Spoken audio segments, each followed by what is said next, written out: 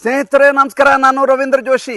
ಅಬಕಾರಿ ಹಗರಣದಲ್ಲಿ ಸಿಲುಕಿ ಬಂಧಿತನಾಗಿರುವಂತಹ ದಿಲ್ಲಿಯ ಮುಖ್ಯಮಂತ್ರಿ ಅರವಿಂದ್ ಕೇಜ್ರಿವಾಲ್ ಅವರ ನ್ಯಾಯಾಂಗದ ವಿಷಯಕ್ಕೆ ಸಂಬಂಧಿಸಿದಂತೆ ಎರಡು ಮಹತ್ತರ ಬೆಳವಣಿಗೆಗಳಾಗಿದ್ದಾವೆ. ಮೊದಲು ಅದರ ಕುರಿತು ಚರ್ಚೆ ಮಾಡೋಣ, ನಂತರ ರಾಜಕೀಯ ವಿಷಯವಾಗಿ ಮಾತನಾಡ್ತೇನೆ. ಮೊದಲನೇದಾಗಿ ನಿಮಗೆ ಗೊತ್ತು, ಯುಗಾದಿ ಹಬ್ಬದ ದಿವಸ ದಿಲ್ಲಿ ಹೈಕೋರ್ಟ್ನಲ್ಲಿ ಜಸ್ಟಿಸ್ ಸುವರ್ಣಕಾಂತ್ ಅವರು ಒಂದು ಚರಿತ್ರಾರ್ಹವಾದಂಥ ಒಂದು ತೀರ್ಪನ್ನು ನೀಡ್ತಾರೆ. ಅವರ ವಕೀಲರಾದಂಥ ಅಭಿಷೇಕ್ ಮನು ಸಿಂಘ್ವಿ ನೀಡಿದಂಥ ಎಲ್ಲ ವಾದವನ್ನು ಆಲಿಸಿ ತೀರ್ಪನ್ನು ಕಾದಿರಿಸಿ ಯುಗಾದಿ ದಿವಸ ಒಂದು ಮಹತ್ತರವಾದಂಥ ತೀರ್ಪನ್ನು ಕೊಡ್ತಾರೆ. ಆ ತೀರ್ಪಿನಲ್ಲಿ ಹೇಳ್ತಾರೆ, ಎನ್ಫೋರ್ಸ್ಮೆಂಟ್ ಡೈರೆಕ್ಟರೇಟ್ನವರು ನೀಡಿರುವಂಥ ಪುರಾವೆಗಳನ್ನು ಗಮನಿಸಿದಾಗ ಅರವಿಂದ್ ಕೇಜ್ರಿವಾಲ್ ಅವರು ಮೇಲ್ನೋಟಕ್ಕೆ ಅಪರಾಧಿ ಎನ್ನುವುದು ಸಾಬೀತಾಗುತ್ತದೆ ಮತ್ತು ಸ್ವತಃ ಸೆಕ್ಷನ್ 164 ಪ್ರಕಾರ ಮ್ಯಾಜಿಸ್ಟ್ರೇಟ್ ಅವರೇ ಸಾಕ್ಷ್ಯವನ್ನು ಪಡೆದಿರುವುದರಿಂದ, ಯಾವ ಸರ್ಕಾರಿ ಅಪ್ರೂವರ್ ಬಂದು ಸಾಕ್ಷ್ಯವನ್ನು ಕೊಟ್ಟಿದ್ದಾರೋ ಸಾಕ್ಷ್ಯವನ್ನು ಪಡೆದಿರುವುದರಿಂದಾಗಿ ನೀವು ನೀಡುವ ಯಾವ ವಾದವನ್ನು ನಾವು ಪುರಸ್ಕರಿಸಲಾಗುವುದಿಲ್ಲ ಅಂತ ಅರ್ಜಿಯನ್ನು ತಿರಸ್ಕರಿಸಲಾಗುತ್ತದೆ, ವಜಾಗೊಳಿಸಲಾಗುತ್ತದೆ. ಅದಾದಮೇಲೆ ಅಭಿಷೇಕ್ ಮನು ಸಿಂಘ್ವಿ, ವಿವೇಕ್ ಜೈನ್ ಮತ್ತು ಅವರ ಇಡೀ ಪಟಾಲ ಮೇನಿದೆ 8 ಜನರ ವಕೀಲರ ತಂಡ ದಿಲ್ಲಿ ಹೈಕೋರ್ಟ್ನಲ್ಲಿ ಅವತ್ತು ಬೀಡ್ಬಿಟ್ಟಿರುತ್ತೆ. ಯಾವಾಗ ಈ ರೀತಿ ಜಡ್ಜ್ಮೆಂಟ್ ಬರುತ್ತೆ, ಅಭಿಷೇಕ್ ಮನು ಸಿಂಘ್ವಿ ಅವರು ತಕ್ಷಣ ನನಗೆ honourable chief justice DY. Chandrachud ಅವರು ತುಂಬ ಬೇಕಾದವರು, ನಾವು ತಕ್ಷಣ ಸುಪ್ರೀಂ ಕೋರ್ಟ್ನಲ್ಲಿ ಇದನ್ನು ಅಪೀಲ್ ಹಾಕಿ ಅಲ್ಲಿ ನಾವು ನಮ್ಮ ವಾದವನ್ನು ಮಂಡಿಸೋಣ ಅನ್ನುವಂಥ ತೀರ್ಮಾನಕ್ಕೆ ಬರ್ತಾರೆ. ಆಮ್ ಆದ್ಮಿ ಪಕ್ಷದ ಪರವಾಗಿ ಅರವಿಂದ್ ಕೇಜ್ರಿವಾಲ್ ಪರವಾಗಿ ವಾದ ಮಂಡಿಸ್ತಾ ಇರೋದು ಅಭಿಷೇಕ್ ಮನು ಸಿಂಘ್ವಿ, ತಮಗೆಲ್ಲ ಗೊತ್ತಿರುವಂಥ ವಿಚಾರ.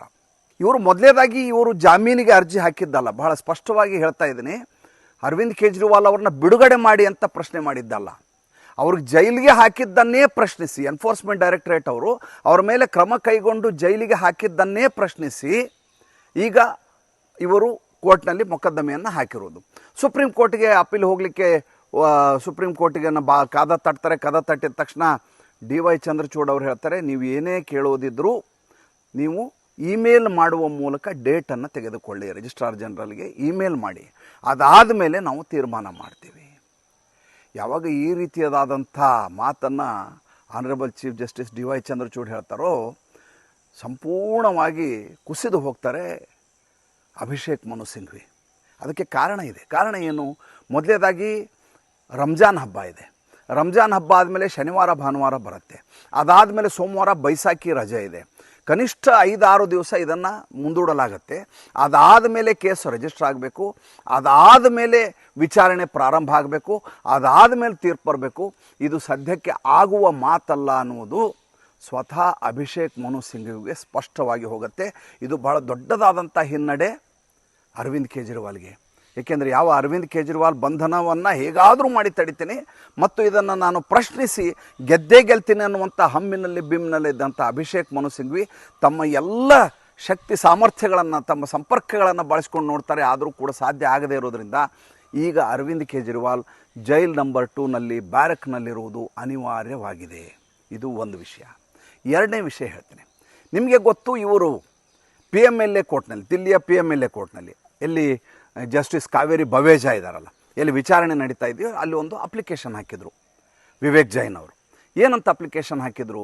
ನಮ್ಮ ಕಕ್ಷಿದಾರರಾದಂಥ ಅರವಿಂದ್ ಕೇಜ್ರಿವಾಲ್ ಅವರಿಗೆ 35ರಿಂದ 40 ಕೇಸ್ಗಳಿದ್ದಾವೆ ದೇಶದ ಬೇರೆ ಬೇರೆ ಭಾಗಗಳಲ್ಲಿ. ಬೇರೆ ನಿಮ್ಮ ಆರೋಪಿಗಳಿಗೆ, ವಿಚಾರಣಾಧೀನ ಕೈದಿಗಳಿಗೆ ಇರುವ ಹಾಗೆ ಏನು ನೀವು ರಿಯಾಯಿತಿಯನ್ನು ಕೊಡ್ತೀರಿ, 1 ಸಲ ಭೇಟಿಯಾಗಲಿಕ್ಕೆ, 2 ಸಲ ಭೇಟಿಯಾಗಲಿಕ್ಕೆ, ವಾರಕ್ಕೆ ವಕೀಲರನ್ನು ಸಂಪರ್ಕಿಸಲಿಕ್ಕೆ ಅವಕಾಶ ಕೊಡ್ತೀರಿ, ಆ ರೀತಿ ಅರವಿಂದ್ ಕೇಜ್ರಿವಾಲ್ ಪ್ರಕರಣದಲ್ಲಿ ಮಾಡಬಾರ್ದು.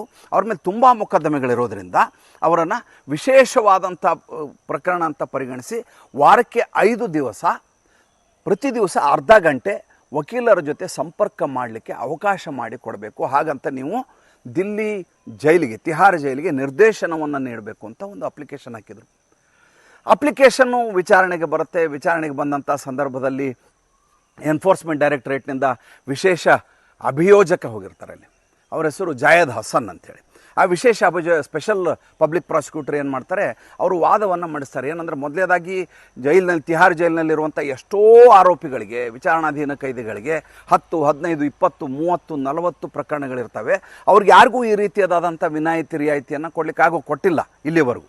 ಎರಡನೇದಾಗಿ ಈಗ ಏನು ನೀವು ಕೇಳ್ತಾ ಇದ್ದೀರಿ, ನಿಮ್ಮ ಕಕ್ಷಿದಾರಂಥ ಅರವಿಂದ್ ಕೇಜ್ರಿವಾಲ್ ಅವರು ಈ ರೀತಿ ವಾರಕ್ಕೆ 5 ದಿವಸ ನಾನು ವಕೀಲರ ಭೇಟಿ ಆಗಬೇಕು ಅಂತ ಹೇಳ್ತಾ ಇದ್ದಾರೆ. ಇವರು ಕಸ್ಟಡಿಯಲ್ಲಿದ್ದಂಥ ಸಂದರ್ಭದಲ್ಲಿ ಇದೇ ರೀತಿಯಾದಂಥ ವಕೀಲರನ್ನ ಸಂಪರ್ಕ ಮಾಡ್ತೀನಿ ಅಂಥೇಳಿ ಜಲ ನಿಗಮ ಮಂಡಳಿ ದಿಲ್ಲಿ ಏನಿದೆ ಅದರ ಮೂಲಕ ಅಲ್ಲಿ ಅಧ್ಯಕ್ಷರನ್ನ ಕರೆಸಿಕೊಂಡು ಸರ್ಕಾರದ ನಿರ್ದೇಶನವನ್ನು ಕೊಡಿಸ್ತಾರೆ. ಕಸ್ಟಡಿಯಲ್ಲಿದ್ದಾಗ ಸರ್ಕಾರಿ ಕೆಲಸ ಮಾಡಿದ್ದಾರೆ, ವಕೀಲರನ್ನು ಭೇಟಿ ಆಗ್ತೀನಿ ಅಂತ ಹೇಳಿ ಅದನ್ನು ದುರುಪಯೋಗ ಪಡಿಸಿಕೊಂಡು ದುರ್ಬಳಕೆ ಮಾಡಿಕೊಂಡು ತಮ್ಮ ಸರ್ಕಾರಿ ಕೆಲಸಗಳನ್ನು ಮಾಡ್ಕೊಂಡಿದ್ದಾರೆ. ಯಾವುದೇ ರೀತಿಯಾದಂಥ ವಕೀಲರ ಜೊತೆ ಅವರ ಸಮನ್ವಯ ಆಗಲಿಲ್ಲ. ಈ ರೀತಿ ದುರುಪಯೋಗ ಮಾಡ್ಕೋತಾರೆ ನಿಮ್ಮ ಕಕ್ಷಿದಾರರು. ಆದ್ದರಿಂದ ಇಂಥ ಅವಕಾಶಗಳನ್ನು ಕೊಡಬಾರದು. ಎರಡನೇದು, ಜೈಲಿನಲ್ಲಿರುವಂಥ ಉದ್ದೇಶ ಏನಂದರೆ ಹೊರ ಜಗತ್ತಿನ ಜೊತೆ ಅವರಿಗೆ ಸಂಪರ್ಕ ಇರಬಾರದು. ಎಷ್ಟು ಬೇಕೋ ಅಷ್ಟೇ ಸಂಪರ್ಕ ಇರಬೇಕು, ಅದಕ್ಕಿಂತ ಹೆಚ್ಚಿನ ಸಂಪರ್ಕ ಸಾಧಿಸಬಾರದು ಅನ್ನುವಂಥ ಕಾರಣಕ್ಕೋಸ್ಕರ ಜೈಲ್ ಮ್ಯಾನ್ಯುವಲ್ನಲ್ಲಿ ಎಲ್ಲವನ್ನು ಕಠಿಣವಾದಂಥ ನಿರ್ಬಂಧಗಳನ್ನು ವಿಧಿಸಲಾಗಿರುತ್ತೆ. ಕುಟುಂಬಸ್ಥರು ವಾರಕ್ಕೆ 2 ದಿವಸ ಭೇಟಿ ಆಗಬೇಕು. ಭೇಟಿ ಆದಾಗ ಎದುರುಗಡೆ ಕಿಟಕಿನಲ್ಲಿ ಆ ಕಡೆ ಅವ್ರು ಇರ್ತಾರೆ, ಈ ಕಡೆ ನಾವು ಇರ್ತೀವಿ, ಜಾಲರಿ ಇರುತ್ತೆ. ಅಷ್ಟೇ ನಿಮಿಷ 5 ನಿಮಿಷ 10 ನಿಮಿಷ ಮಾತನಾಡುವಂಥ ಅವಕಾಶ ಇರುತ್ತೆ. ಅದಾದ ಮೇಲೆ ಬೇರೆ ಯಾರೇ ಪೋಸ್ಟು ಏನೇ ಸಾಮಗ್ರಿಗಳು ಬಂದರೂ ಅದನ್ನು ಪರಿಶೀಲನೆ ಮಾಡಿ ಅದನ್ನು ತೆರೆದು ನೋಡಿ ಒಳಗಡೆ ಕೈದಿಗಳಿಗೆ ಕಳಿಸುವಂಥ ವ್ಯವಸ್ಥೆ ಇರುತ್ತೆ. ವಕೀಲರನ್ನು ಭೇಟಿ ಆಗೋದಾದರೆ ವಾರಕ್ಕೆ 1 ಅಥವಾ 2 ಸಲ ಭೇಟಿ ಆಗೋ ಅವಕಾಶ ಇರುತ್ತೆ. ಇದು ಕೋರ್ಟ್ ಮೂಲಕ ವಾರಕ್ಕೆ 2 ದಿವಸ ತೊಗೊಂಡಿರೋದು ಇವರು. ಆ್ಯಕ್ಚುಲಿ ಜೈಲ್ ಮ್ಯಾನ್ಯುವಲ್ ಪ್ರಕಾರ 1 ಸಲ ಭೇಟಿ ಆಗಲಿಕ್ಕೆ ಅವಕಾಶ ಇರುತ್ತೆ, ವಾರಕ್ಕೆ 1 ಸಲ ಅರ್ಧ ಗಂಟೆ ಸಮಯ ಮಾತ್ರ.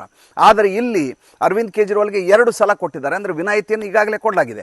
ಮತ್ತೆ ಇನ್ನೊಂದು ಸಲ ವಾರಕ್ಕೆ 5 ದಿವಸ ಕೊಟ್ಟರೆ ಇವರು ಮೊದಲೇದಾಗಿ ತಮ್ಮ ಈ ಅವಕಾಶವನ್ನು ದುರ್ಬಳಕೆ ಮಾಡ್ಕೋತಾರೆ. ಸರ್ಕಾರ ನಡೆಸಲಿಕ್ಕೆ, ಬೇರೆ ಬೇರೆ ನಿರ್ದೇಶನವನ್ನು ಕೊಡಲಿಕ್ಕೆ, ಜಿಯೋಗಳನ್ನು ಮಾಡಲಿಕ್ಕೆ, ಮುಖ್ಯಮಂತ್ರಿಯಾಗಿ ಆ ಕೆಲಸವನ್ನು ಮಾಡಲಿಕ್ಕೆ ಬಳಸ್ಕೋತಾರೆ. ಆದ್ದರಿಂದ ಈ ಕಕ್ಷಿದಾರರಿಗೆ ಅವಕಾಶವನ್ನು ಕೊಡಬಾರದು ಅಂತ ವಿಶೇಷ ಅಭಿಯೋಜಕ ಅಂತ ಜಾಯದ್ ಹಸನ್ ಅವರು ತಮ್ಮ ವಾದವನ್ನು ಮಂಡಿಸ್ತಾರೆ ಎನ್ಫೋರ್ಸ್ಮೆಂಟ್ ಡೈರೆಕ್ಟರೇಟ್ ಪರವಾಗಿ. ಜಸ್ಟಿಸ್ ಕಾವೇರಿ ಬವೇಜಾ ಅವ್ರಿಗೆ ಇದು ಸರಿ ಅನ್ನಿಸ್ತದೆ, ಮನಗಾಣುತ್ತಾರೆ, ಮನದಟ್ಟಾಗತ್ತೆ. ಅದಾದಮೇಲೆ ಅವ್ರು ಹೇಳ್ತಾರೆ, ಇಲ್ಲ, ಯಾವುದೇ ಕೈದಿಗೆ ಬೇರೆ ರೀತಿ ಯಾವ ಜೈಲ್ ಮ್ಯಾನ್ಯುವಲ್ನ ಅವಕಾಶ ಇದೆ ಅದೇ ರೀತಿಯಂಥ ಅವಕಾಶವನ್ನು ಅರವಿಂದ್ ಕೇಜ್ರಿವಾಲ್ ಕೊಡಲಾಗತ್ತೆ. ವಾರಕ್ಕೆ 2 ದಿನ ಅರ್ಧರ್ಧ ಗಂಟೆಗಳ ಕಾಲ ಮಾತ್ರ ಅವರು ತಮ್ಮ ವಕೀಲರನ್ನು ಭೇಟಿ ಆಗ್ಬೋದು ಅನ್ನುವಂಥ ಜಡ್ಜ್ಮೆಂಟನ್ನು ಕೊಡ್ತಾ ಇವರ ಅರ್ಜಿ ಏನಿದೆ ಅದನ್ನು ವಜಾಗೊಳಿಸ್ತಾರೆ.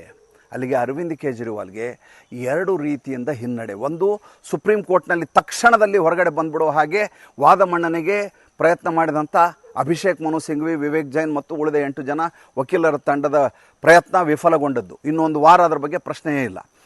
ಅದಕ್ಕೆ ವಿಶೇಷ ಏನಪ್ಪ ಅಂದರೆ, ಈಗ ಸುಪ್ರೀಂ ಕೋರ್ಟ್ಗೆ ಹೋದರೂ ಕೂಡ ಹೈಕೋರ್ಟ್ನಲ್ಲಿ ಬಂದಿರುವಂಥ ಜಡ್ಜ್ಮೆಂಟ್ ಏನಿದೆ ಆ ಜಡ್ಜ್ಮೆಂಟಿನ ಅಂಶಗಳನ್ನು, ಮೆರಿಟನ್ನು ಪರಿಶೀಲಿಸಿ ತೀರ್ಪನ್ನು ಕೊಡಬೇಕಾಗಿದೆ. ಸುಪ್ರೀಂ ಕೋರ್ಟು ಇದೆಲ್ಲವನ್ನು ಬದಿಗಿಟ್ಟು ಸಂಪೂರ್ಣವಾಗಿ ಬೇರೆ ರೀತಿಯಾದಂಥ ಜಡ್ಜ್ಮೆಂಟನ್ನು ಕೊಡಲಿಕ್ಕೆ ಸಾಧ್ಯ ಆಗೋದಿಲ್ಲ. ಲೋವರ್ ಕೋರ್ಟಲ್ಲಿ ಏನು ಆರ್ಗ್ಯುಮೆಂಟ್ ಆಗಿದೆ ಅನ್ನೋದನ್ನು ಚೆಕ್ ಮಾಡಿಯೇ ತೀರ್ಪನ್ನು ಕೊಡುತ್ತೆ. ಆದ್ದರಿಂದ ಅರವಿಂದ್ ಕೇಜ್ರಿವಾಲ್ಗೆ ಆ ಸಾಧ್ಯತೆ, ಹೊರಗಡೆ ಬರುವ ಸಾಧ್ಯತೆಯೇ ಇಲ್ಲ. ಅದ್ರ ಬಗ್ಗೆ 100ಕ್ಕೆ 100ರಷ್ಟು ದಿಟ್ಟ ನನಗೆ ಗೊತ್ತಿರುವಂಥ ಮಾಹಿತಿಯ ಪ್ರಕಾರ. ಅಷ್ಟಾಗಿಯೂ ಇವರು ಸುಪ್ರೀಂ ಕೋರ್ಟ್ಗೆ ಹೋದರೆ ಅದು ರಿಜಿಸ್ಟ್ರೇ ಆಗಿಲ್ಲ, ವಿಚಾರಣೆಗೆ ಬಂದಿಲ್ಲ. ಆದ್ದರಿಂದ ಅರವಿಂದ್ ಕೇಜ್ರಿವಾಲ್ ಬಂಧನದಲ್ಲಿರುವುದು ಮುಂದುವರಿಯುವುದು ಖಚಿತಗೊಂಡಿದೆ. ಮತ್ತೆ ಮುಂದಿನ ಸಂಚಿಕೆಯಲ್ಲಿ ಹೊಸ ವಿಷಯದೊಂದಿಗೆ ಬರ್ತೇನೆ. ಸಂಚಿಕೆ ಇಷ್ಟ ಇದ್ದರೆ ಲೈಕ್ ಮಾಡಿ, ಫಾಲೋ ಮಾಡಿ, ಶೇರ್ ಮಾಡಿ. ನಮ್ಮ ಮುಕ್ತ ಪತ್ರಿಕೋದ್ಯಮಕ್ಕೆ ದಯವಿಟ್ಟು ಆರ್ಥಿಕವಾಗಿ ಬೆಂಗಾವಲಾಗಿ. ನಮಸ್ಕಾರ.